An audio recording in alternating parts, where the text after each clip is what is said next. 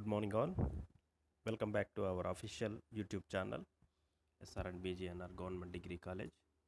Come, myself, Dr. B. Satish Kumar, Assistant Professor in Biochemistry. In today's video lesson, I am going to teach you about transcription process in prokaryotes. We are learning about molecular biology and gene regulation or regulation of gene expression. This is the core paper of final year students, 6th semester. In the previous class, we have discussed a little bit about the syllabus in this paper, and in that video lesson, you have learned about the process of replication and the evidences, experimental evidences to prove nucleic acids as genetic material. So we have covered all these topics so far. So the first topic is completed in the previous lesson, and the second topic is also completed, and the third subtopic in the first unit is transcription. Transcription is the DNA dependent RNA synthesis. So in today's video lesson, I am going to explain you about the transcription process in prokaryotes. Before that, we will have a look at the central dogma of life. So we are looking at the slide showing the central dogma of life.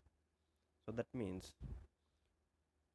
that central dogma explains the flow of information from gene level to protein level.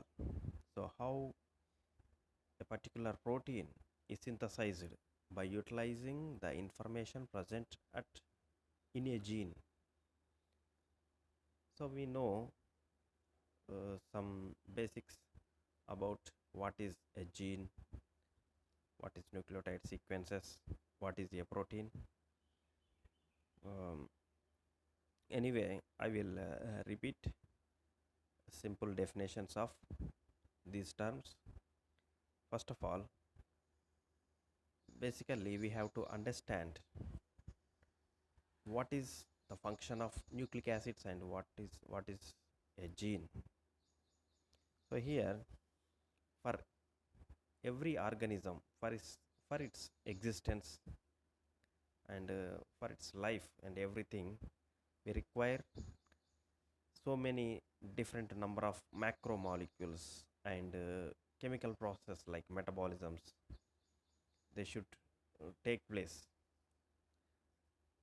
as long as the life is maintained. So in a living organism,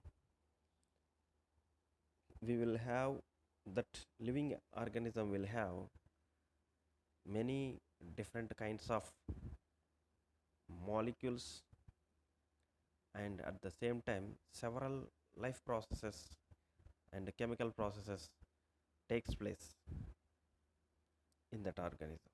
So that is why it requires many number of proteins and other macromolecules for its life. So proteins are primarily important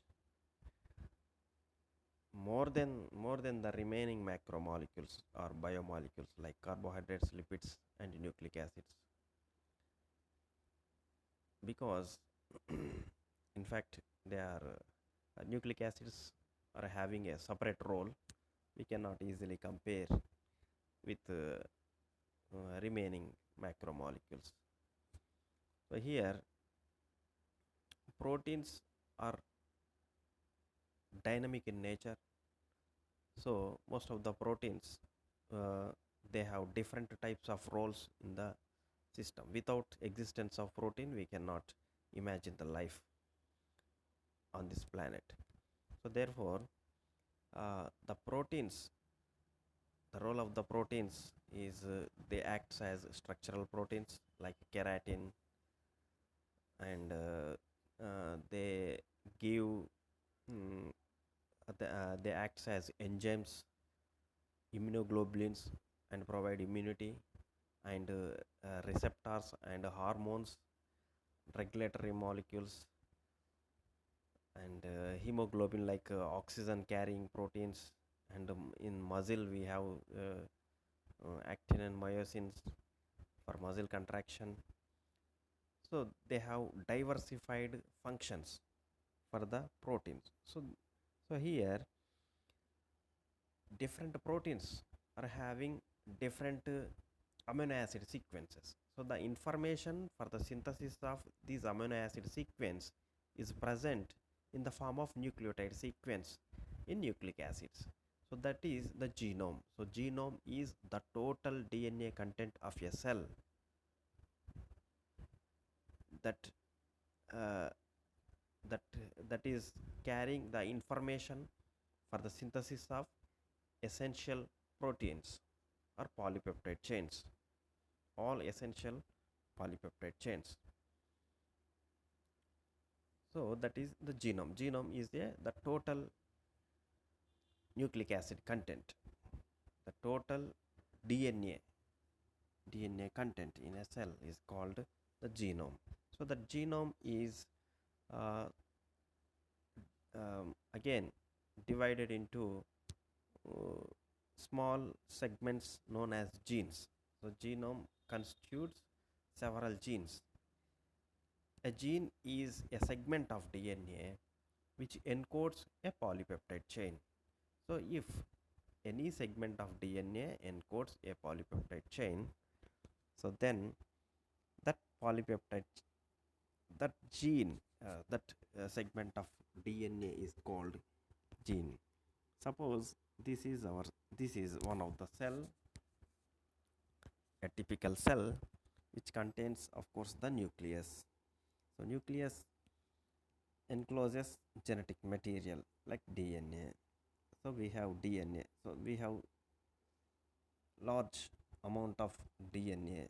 The length of the DNA is very uh, big, and so this that DNA contains several thousands of genes.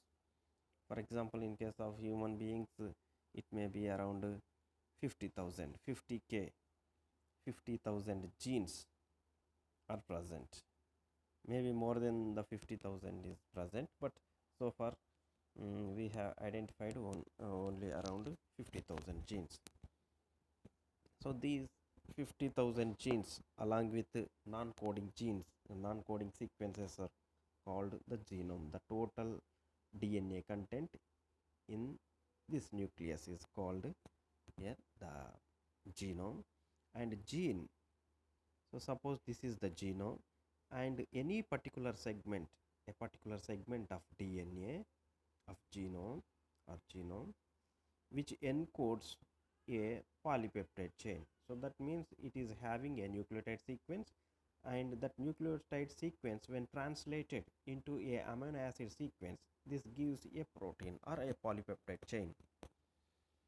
So if this region is having sufficient amount of information to code a functional polypeptide chain, so that region is called gene. So that is a gene. So here the gene, the information is kept in the gene in the form of nucleotide sequences. So we have only 4 different bases in nucleotide sequence: adenine, guanine, thymine, and cytosine in DNA. So using these 4 different bases, nitrogenous bases, we will have 4 different types of deoxyribonucleotides. So using those 4 deoxyribonucleotides in different arrangements, in different sequence, later on that will be translated into a amino acid sequence. So that we will discuss in the translation chapter. So here the information is kept in one particular language. That language is nucleotide sequence. But this information should be translated into amino acid sequence. So that amino acid sequence is another language of polypeptide chains. So here the central dogma is nothing but how the information is transferred, or information, how the information will be translated or transmitted from nucleotide sequence to amino acid sequence in polypeptide chain. That is known as central dogma of life. So here you can see the DNA or a gene here. In this case, it is a gene. DNA is a gene here. So this is a gene or a segment of DNA which can code for a functional polypeptide chain. So now the DNA, from the DNA sequence, a RNA will be synthesized. So DNA never directly involved in the translation. So because the information in DNA is very very crucial, and if any change occurs in the sequence of DNA, that will affect the entire system, organism, and at the same time the change will be carried to the next generations. So that is heritable change, that is called a mutation. So the information in the DNA must be kept protected. So that is why it never directly involved in the translation process. It prepares a copy of RNA. RNA is nothing but it is also similar with the DNA. The same sequence it will have. The RNA is also having same nucleotide sequence, except the RNA is single stranded and DNA is double stranded, and the main striking difference between DNA and RNA is the thymine is present in DNA, and at the place of thymine we will have uracil in RNA, and DNA is having deoxyribonucleotides, and RNA is having only ribonucleotides, no deoxy at the 2' position of ribose sugar. So here, from this original copy of gene, a duplicate copy known as mRNA is synthesized. Now this RNA involves in the synthesis of protein. So here the synthesis of RNA from DNA is known as transcription. Transcription is nothing but DNA dependent RNA synthesis. The synthesis of RNA depending upon the DNA. So simply the nucleotide sequence in DNA is copied into RNA molecule.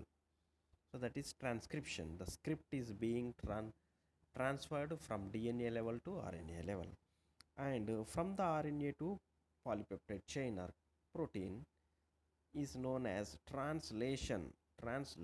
Here, translation means translating the nucleotide sequence into amino acid sequence. So this is called a translation. And one more life process is also there, that we have already discussed in the previous class, that is DNA dependent DNA synthesis. So from the DNA, from old DNA, parent DNA to new daughter DNAs will be synthesized. So that is called replication. So replication is the synthesis of DNA depending on DNA. So it is preparing its own self copies by semi-conservative model of replication. So here the central dogma explains how the information that is available at DNA level in the form of nucleotide sequence is transmitted to polypeptide chain in the form of a polypeptide chain which is having amino acid sequences.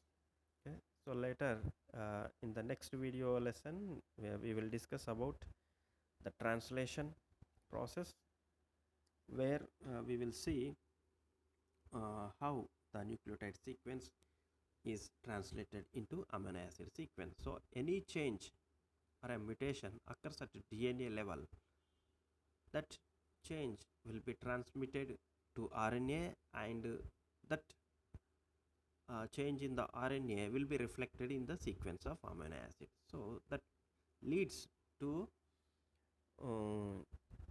a changed version of protein, which may be active or inactive, or the activity may be affected, or sometimes it causes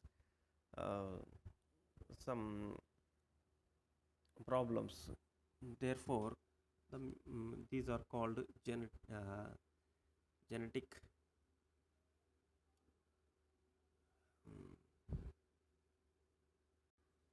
disorders. Okay, so that is another thing to discuss. Let us start with the translation process. So if you look at the overview of translation process, here the DNA is there. We have DNA is here, double stranded DNA. So this is the double stranded DNA. So here one strand that is running in 5' to 3' direction, and another strand is running in 3' to 5' direction. So this is also running in 5' to 3' direction, but this is running to the opposite, in the opposite direction of the other strand. So they are anti-parallel strands. One strand runs forward and another strand runs backwards.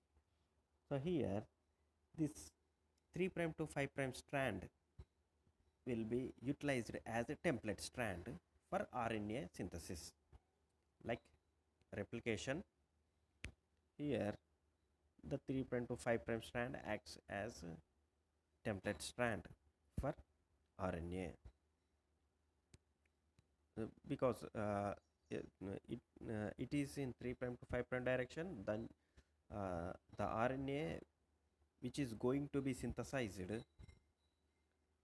will be synthesized in 5' to 3' direction. So the DNA synthesis and as well as the RNA synthesis always takes place from 5' to 3' direction only, and therefore they utilize template in 3' to 5' direction.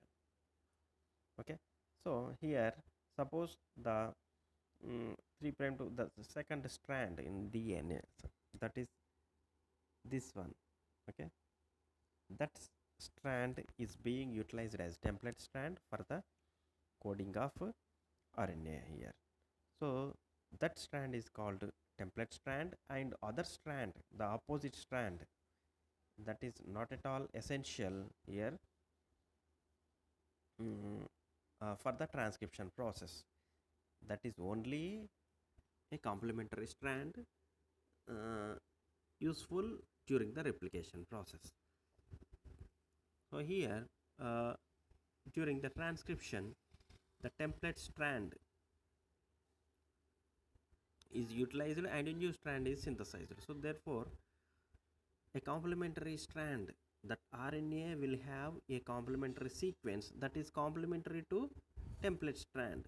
So it is complementary to the template strand. At the same time, the other strand is also complementary to the template strand. So that is why this RNA transcript is similar with the other strand.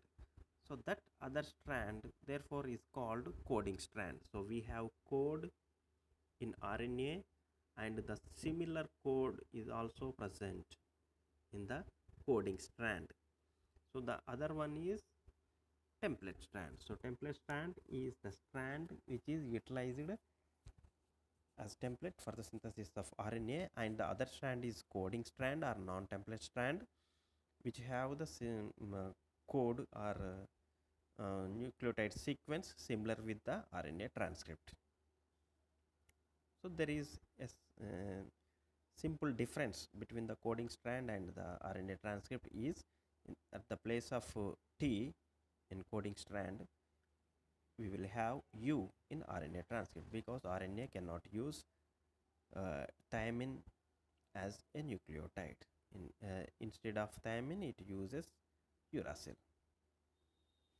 So here this is called transcription. So transcription is also a reaction like replication, where RNA polymerase is used as an principal enzyme.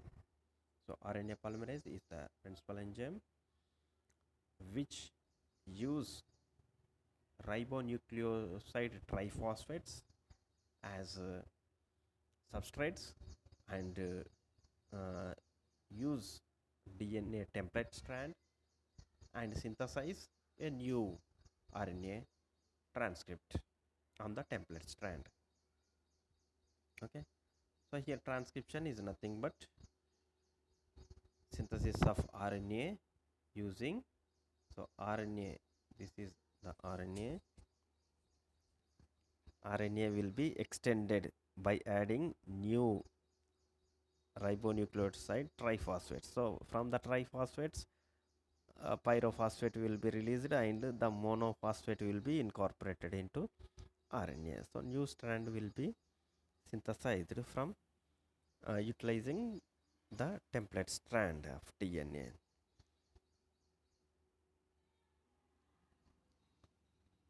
So let us have a look into the stages of prokaryotic transcription process. Similar in case of replication also, we have the same three stages in the replication process. Those are initiation, elongation, termination. And in transcription of prokaryotes also, we have the same three stages like initiation, elongation, and termination. So here initiation is marked by the formation of an initiation complex. So what are the constituents of initiation complex? We will see now. Those are the ribosomes, mRNA,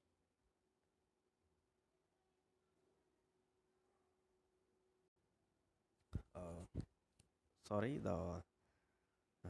this is wrong. In fact, this initiation complex is in translation, so forget about this.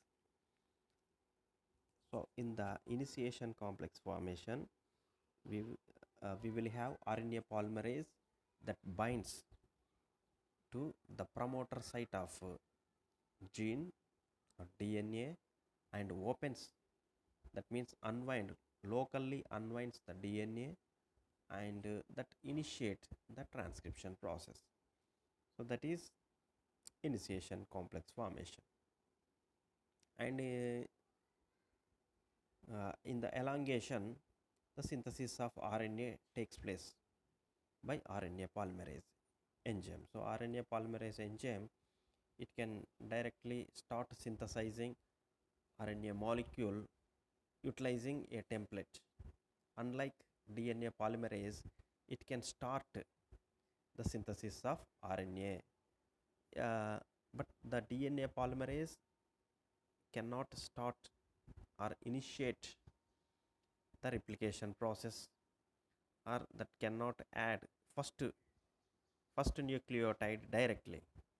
So it requires a primer, that is a RNA primer, and DNA polymerase simply extend the already existed RNA primer. So RNA polymerase is having that kind of capacity which can start its the RNA synthesis without using any primers. So, and the final stage is termination. We have two different types of termination process for the transcription termination. Those are row dependent and row independent. We will discuss in termination about these two processes. So let us start with the structure of RNA polymerase. In replication, we have DNA polymerase 1, 2 and 3. DNA polymerase 3 is the key enzyme which is essential for the synthesis of DNA. But in case of prokaryotic RNA polymerases, we have only one RNA polymerase. So that is why we call it as an RNA polymerase. Call it as a RNA polymerase, prokaryotic RNA polymerase. But in case of eukaryotes, we have RNA polymerase 1, 2, 3. Three different types of RNA polymerases.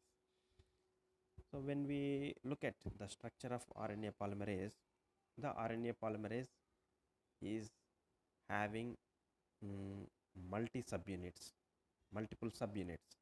So multi-subunit complex it is having two alpha subunits, two beta subunits, one beta subunit and one beta prime subunit and one sigma factor. So this is the composition, subunit composition of RNA polymerase. So this is a huge enzyme which is having 5 subunits and 4 different types of subunits. So first subunit is the alpha subunit. That alpha subunit, the function of alpha subunit is chain initiation and interaction with the regulatory proteins which regulates the transcription process. So chain initiation is the function of alpha subunit, and beta subunit, it also involves in chain initiation and elongation, and it binds the substrates NTPs. They are nucleotide, ribonucleotide and nucleoside triphosphates. And beta prime that binds the DNA, that is template strand, binding of template strand. And sigma factor that recognize the promoter site. Promoter site is nothing but the site where the DNA polymerase binds and initiate the transcription process. So that is the starting point of recognizes or marks the starting point of transcription. So we will discuss elaborately in the next slide. So we have only 4 different subunits: alpha, beta, beta prime and sigma factor. So in the transcription initiation, the transcription process, the first stage is initiation.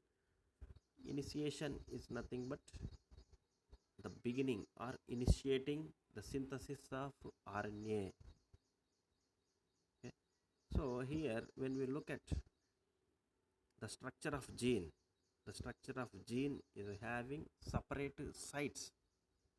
Each and every gene will have separate sites. So here one site is the promoter site. Here the promoter site. So promoter site is the site where RNA polymerase binds.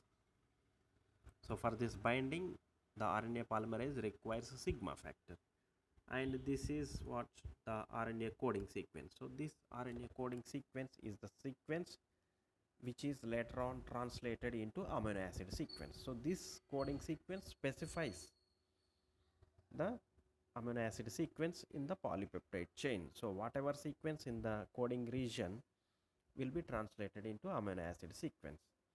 So but here the promoter is not at all translated, so it is just acting as a binding site for the RNA polymerase. And the termination sequence, so this sequence is also a regulatory sequence where the termination of transcription takes place. So when we compare the transcription process with the replication, we have origin sequence where the initiation of replication takes place, and we have terminus region ter sequences where the replication termination takes place. So in the same way, uh, each and every gene is having promoter sequence for the starting or initiating transcription and terminator sequence for the termination of transcription process. Okay, so here in in transcription, so this is the initiation of transcription. So in the initiation of transcription, that RNA polymerase comes and binds to promoter site.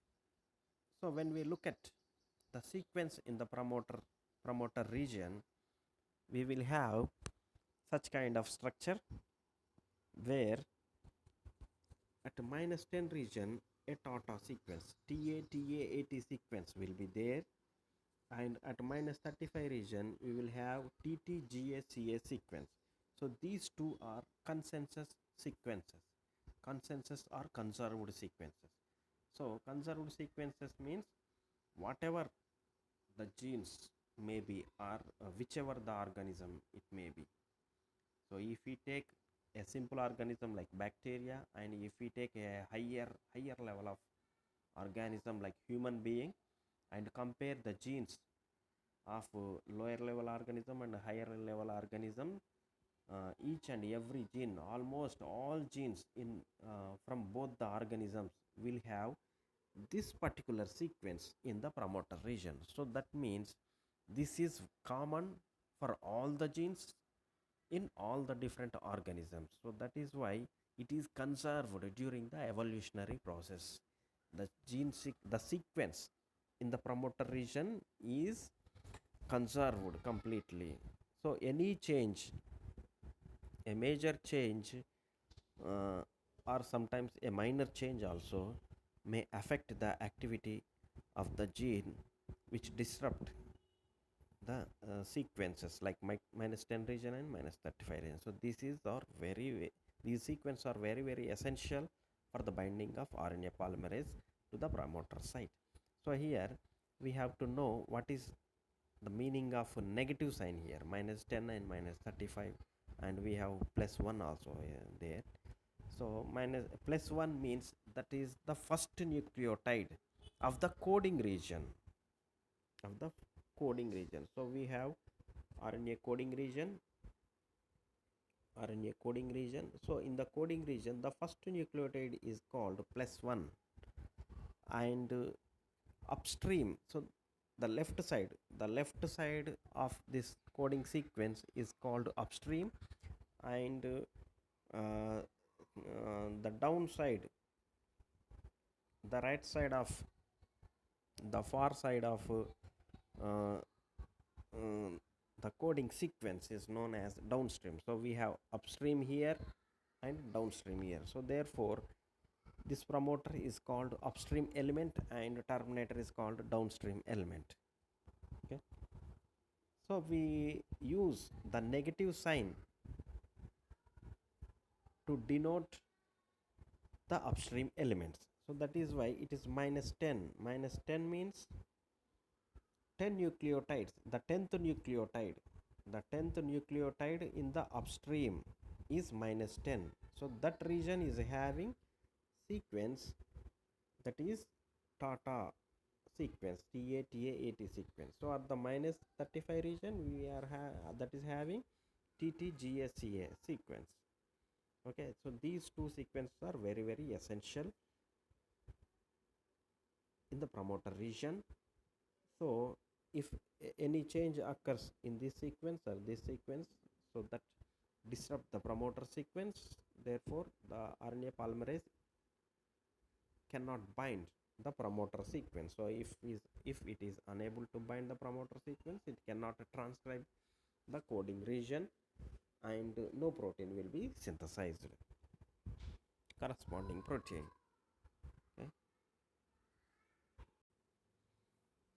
so here this is an example of different the promoter sequence of different genes from different organisms.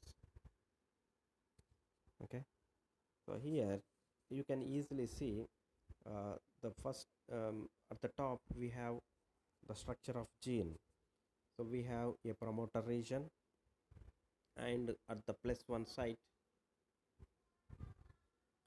we have a promoter region here, and at +1, so from the +1 the transcription starts. So this is the coding sequence, and at the end of the coding sequence we will have the termination sequence. So this is the promoter sequence. So if we look at the original sequence of different types of genes present in different organisms, then we can observe what is a conserved sequence. So here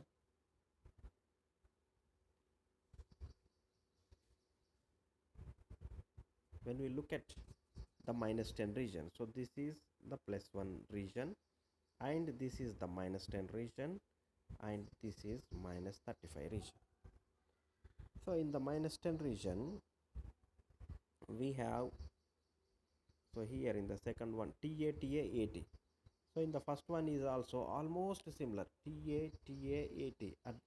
Instead of A we have G, instead of A purine we have G. So one difference is there. So in here also same sequence. So the yellow marked sequences or bases are from the TATA-AT sequence. So this is conserved. So in the remaining portion here and everywhere else, there is no similarity in the sequences. So that is a simple random sequence. It looks like a simple random sequence, but here you can easily observe this particular region is having a conserved sequence.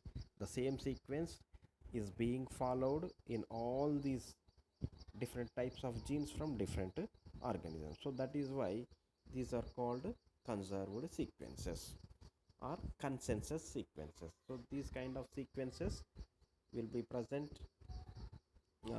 we may come across in replication, transcription, and as well as translation also. So that is about the promoter region. So during the initiation process, RNA polymerase comes and binds to the promoter sequence. Here the main advantage, main prerequisite for specific binding of RNA polymerase to the promoter sequence is sigma factor.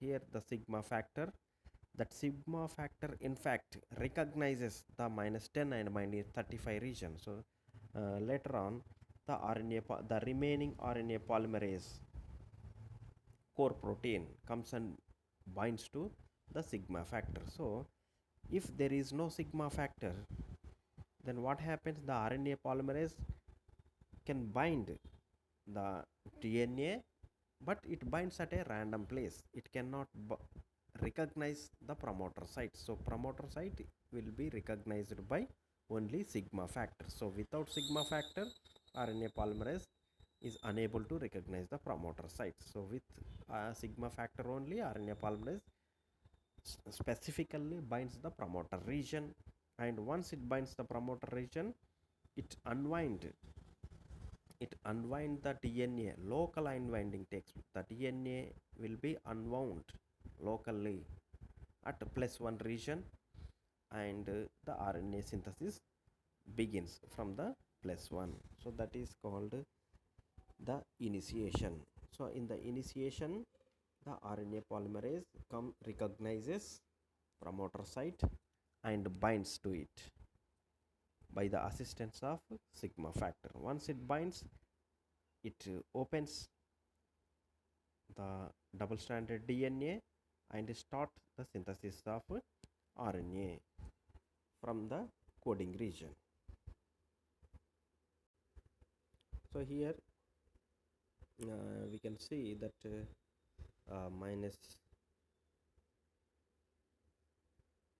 minus 10 region, Tata box region, and minus 35 TTGSEA region, and sigma factor recognize this promoter region. So now the RNA polymerase binds to this region, promoter region, by the assistance of sigma factor. So what happens, the RNA polymerase is a huge multi-subunit protein. It spans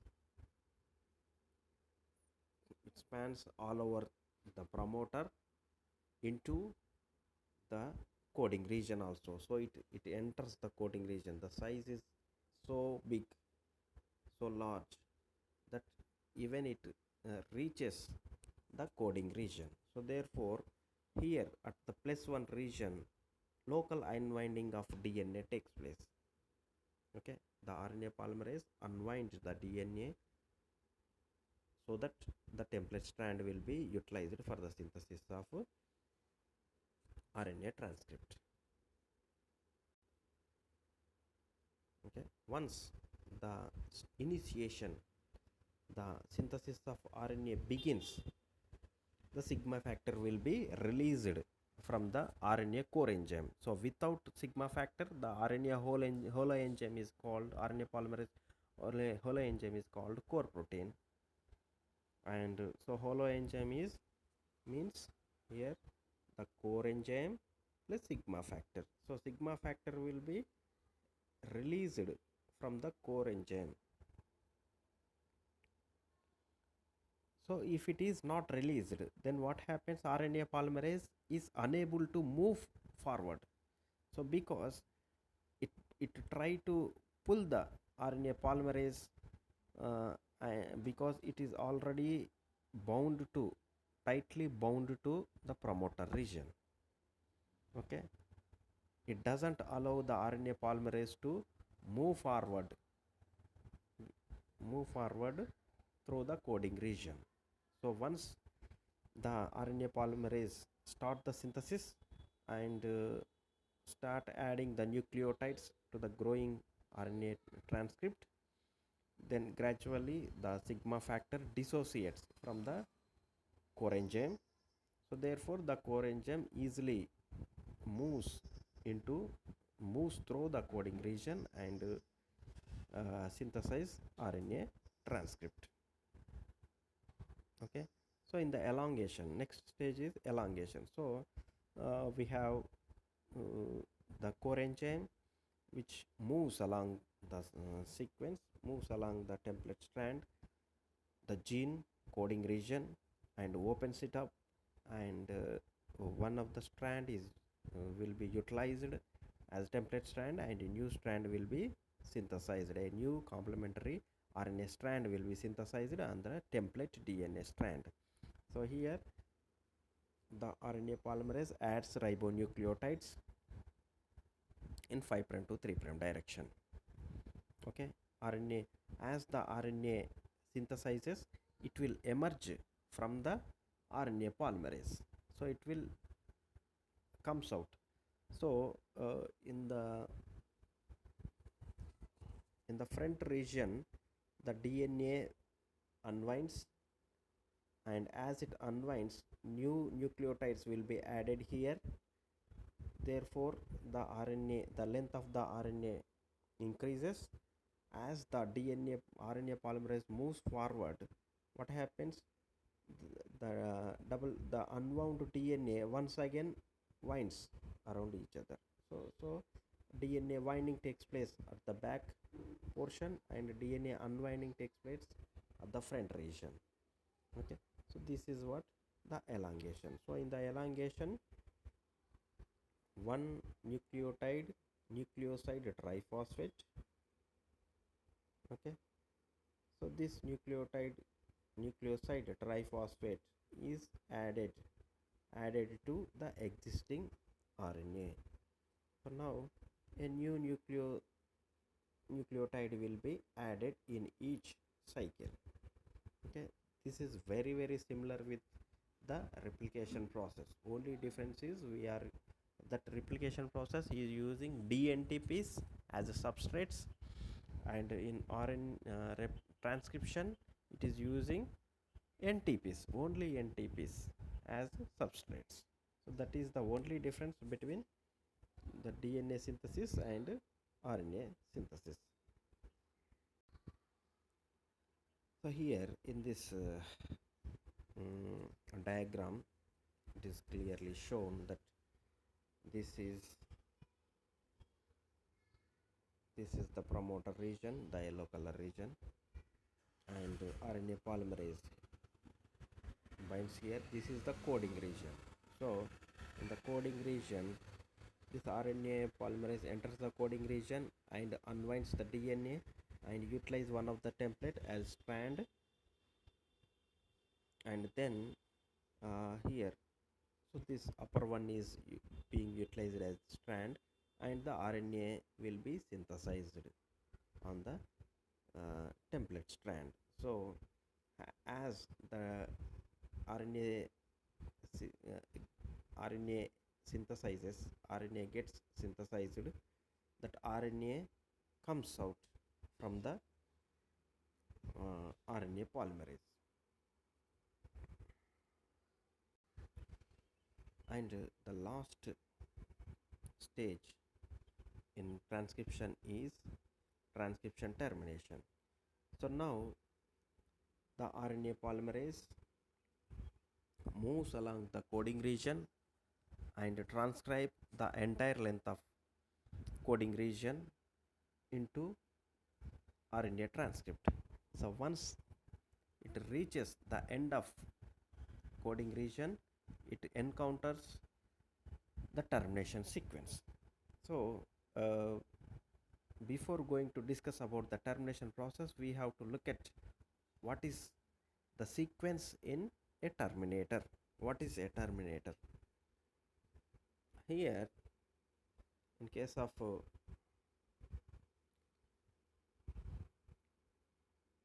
here you can see this is a terminator sequence. A terminator sequence contains palindromic sequence. Palindromic sequence means same sequence. If we read in opposite directions, we will get the same sequence, like madam, MADAM. You can spell it from left side to right side or right side to left side. In both the directions, you will get the same spelling, MADAM, madam. So that is like that. The same sequence you will get in a DNA in both the direction. So that kind of sequence is called palindromic sequences. That is nothing but inverted repeat. That is also known as inverted repeat. So the significance of these sequences is when we transcribe that palindromic sequence, you get a RNA transcript which is having a region that base pairs with each base pairs with itself and form a hairpin like structure, like the one we are having in this slide.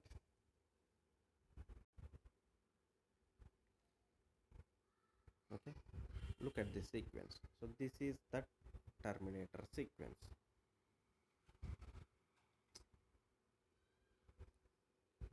This is the terminator sequence of one particular gene. So here you have at the top we have GGT, CGA, CTG sequence. The same sequence is there in the opposite strand that is placed little bit away from this sequence. So suppose it is 5' to 3' direction, and this is 5' to 3' direction. Okay, so you have the sequence, this sequence in 5' to 3' direction in the upper strand, and the same sequence we are having in the lower strand also in the same direction, 5' to 3' direction. So these, when it is translated, transcribed to form a RNA, you will get sequences like this. You will get sequences like this, the orange color sequences. Then what happens? You will have a sequence here, and the complementary sequence for that you will have here. So you have a sequence here, and complementary sequence to this sequence is at here. Okay, so because of this, what happens? This one orange region interacts with another orange region and form a stem like structure, and the middle pink colored region, that region will form a loop like structure here, the loop like structure.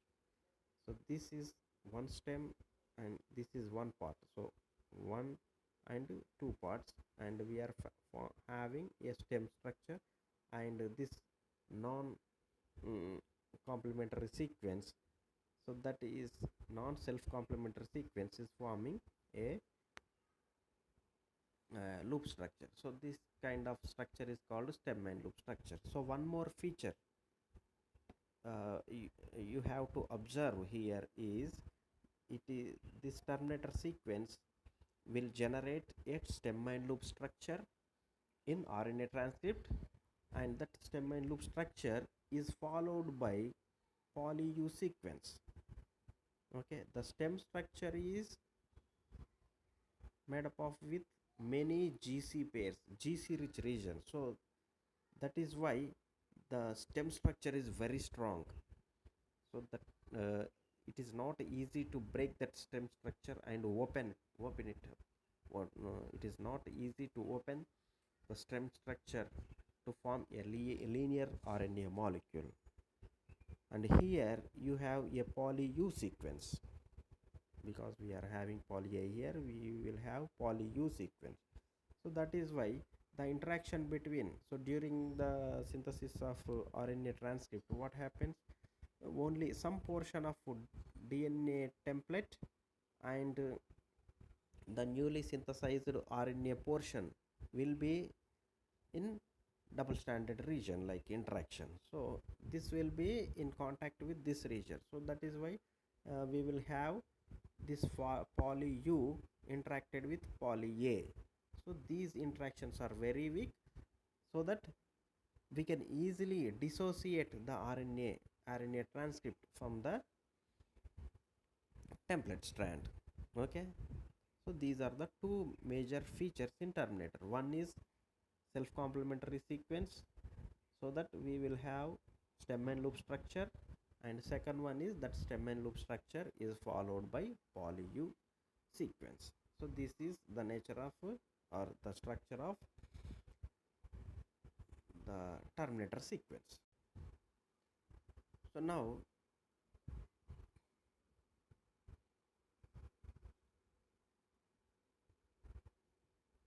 in the previous slide I have mentioned that transcription termination takes place by two different mechanisms. First one is row independent and second one is row dependent. So in the row independent, row is a protein factor that is utilized during the termination process. Okay, so without row factor, termination takes place in some genes, and some genes, in case of some genes, the termination requires assistance of row factor. So here in row independent termination, what happens, we will see, once the RNA polymerase reaches the termination region, it transcribes the termination region, so that we will get this kind of stem and loop structure. Here the stem and loop structure is formed, and its stem and loop structure is followed by poly U sequence. So now the interaction between poly U and poly A is very weak. So this stem and loop structure makes an obstruction in the movement of RNA polymerase. So that is why RNA polymerase will get stuck at the terminator sequence because of the formation of stem and loop structure. So it will try to move away from the terminator sequence. uh, During that struggle, that RNA transcript easily dissociates from the poly A sequence and comes out of the RNA polymerase. So because during the struggle of movement of RNA polymerase from the terminator sequence, the RNA transcript easily dissociates and comes out, because the interaction between the RNA poly U sequence and poly A sequence in the template are very weak. Okay, so here the stem and loop structure followed by poly U sequence plays the role in termination, which is independent of row factor. Okay, in the second mechanism, that is row dependent mechanism, uh, we will have a specific row binding site in RNA transcript where the where the row factor, row is a protein which is similar with the helicase protein. The helicase protein binds one of the strand and moves along the DNA and unwind the DNA molecule. In the same way, row factor also similar with the helicase protein, and it will be loaded onto RNA transcript, newly synthesized RNA transcript, which is emerged from the RNA polymerase. Okay, once the row factor binding site is exposed outside of RNA polymerase, the row factor binds and it catalyze hydrolyze ATP. So ATP driven process where ATP is hydrolyzed and the energy is utilized for the sliding or movement of row factor on the RNA transcript. So on the RNA transcript, the row factor slides and moves forward. Okay, so once the RNA polymerase reaches the terminator sequence, what happens? A hairpin like structure the stem and loop structure will be formed here. Terminator structure. Because of terminator structure, the RNA polymerase now halts there, it cannot move forward. So by the time it stops there, that row factor quickly comes and it catches RNA polymerase, and it causes the dissociation. It causes the dissociation of RNA transcript from the RNA polymerase. So it will pull out the RNA molecule, newly synthesized RNA molecule from the RNA polymerase. Okay, so this is what the row dependent termination. So in this video lesson, we have learned about the basic process of transcription, where we have seen initiation, elongation and termination, three different stages in transcription. In the initiation, we have formation of initiation complex and promoter site, -10 region and -35 region, and the role of sigma factor. And in the elongation, how the elongation takes place, how the new incoming nucleoside triphosphates are added to the growing RNA chain, we have seen. And in the termination step, we have learned about what is a palindromic sequence, and how a hairpin like structure or stem and loop structure is formed, and what is the terminator sequence, role of terminator sequence in transcription termination, and what are the two different types of terminations, namely row dependent and row independent termination processes. And thank you all.